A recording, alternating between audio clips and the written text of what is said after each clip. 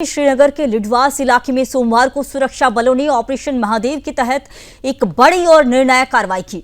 यह ऑपरेशन पहलगाम आतंकी हमले में शामिल आतंकियों को खत्म करने के लिए चलाया गया। सुरक्षा एजेंसियों को खुफिया इनपुट मिला था कि हमले में शामिल आतंकी इसी इलाके में छुपे हुए हैं।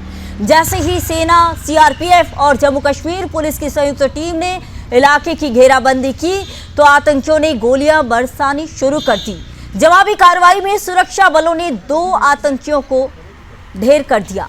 इन आतंकियों के पास से भारी मात्रा में हथियार, ग्रेनेड और आईडी बरामद किए गए हैं।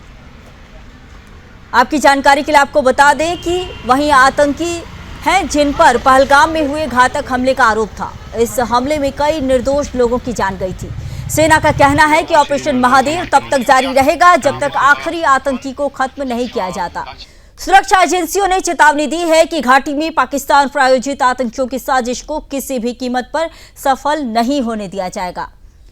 वहीं इस बीच आपको बता दें कि इसी खबर को लेकर एक और बड़ी जानकारी आ रही है कि 3 आतंकियों को ढेर किया गया है। तो ऑपरेशन महादेव के दौरान 3 आतंकियों को सेना ने ढेर किया है। तो बड़ी जानकारी आपको दे रहे हैं, ऑपरेशन महादेव के दौरान सेना ने 3 आतंकियों को ढेर किया है। बताया जा रहा है कि ये आतंकी पहलगाम हमले के दौरान शामिल थे।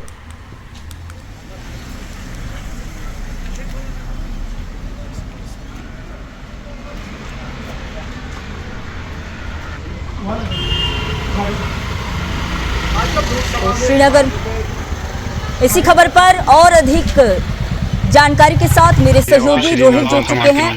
रोहिल, बताइए कि ये जो 3 आतंकियों को ढेर किया गया है, ये क्या पहलगाम हमले का मतलब हम कह सकते हैं कि इसका बदला शुरू से ही लिया जा रहा था और अभी भी लगातार जो है आतंकियों की पहचान की जा रही है और उन्हें खत्म किया जा रहा है?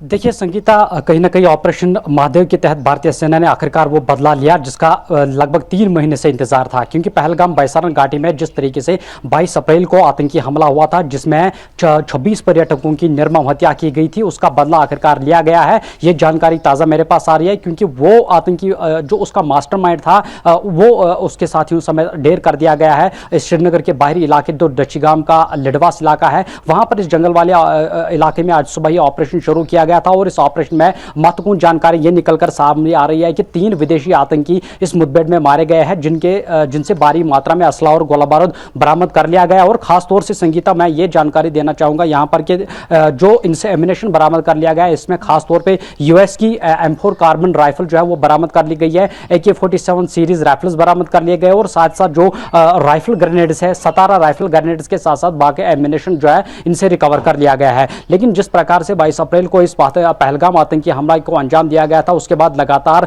सुरक्षा बल की जवानों की तरफ से कई एक इलाकों में तलाशी अभियान चलाया जा रहा था ताकि उन सभी आतंकियों को ढूंढ निकालकर न्यूट्रलाइज किया जाए। लेकिन आखिरकार 3 महीने के बाद उन आतंकियों को ढूंढ निकालकर न्यूट्रलाइज कर दिया गया है। तो कहीं ना कहीं बड़ी सफलता, बड़ी कामयाबी यहां पर सुरक्षा कर्मियों को मिली क्योंकि जम्मू कश्मीर पुलिस को संगीता पहले ही इनपुट मिला था कि इस दक्षिगाम के लिडवास जंगलों में कुछ आतंकियों के मूवमेंट है, जिसके बाद इस ऑपरेशन को लॉन्च किया गया। और इस वक्त यह ताजा जानकारी मिल रही है कि पहलगाम के जो आतंकी हमले में मुलव्वस आतंकी थे उनको इस मुठभेड़ में फिलहाल ढेर कर दिया गया है, जो कि सबसे बड़ी और सबसे अहम महत्वपूर्ण जानकारी इस वक्त सामने निकल कर आ रही है कि पहलगाम का बदला आखिरकार लिया गया है और पूरी तरीके से उन आतंकवादियों को ढेर कर दिया गया है जिन्होंने पहलगाम में बैसारन घाटी में आतंकी हमला किया था जिसमें 26 पर्यटकों की जो है रक्षा मंत्री राजनाथ सिंह ने भी साफ कह दिया है कि ऑपरेशन सिंदूर, जिस तरह से ऑपरेशन सिंदूर किया गया था और सभी आतंकियों को नेस्तनाबूद किया गया था, तो ये ऑपरेशन लगातार आतंकियों के खिलाफ चलता रहेगा। बहुत बहुत धन्यवाद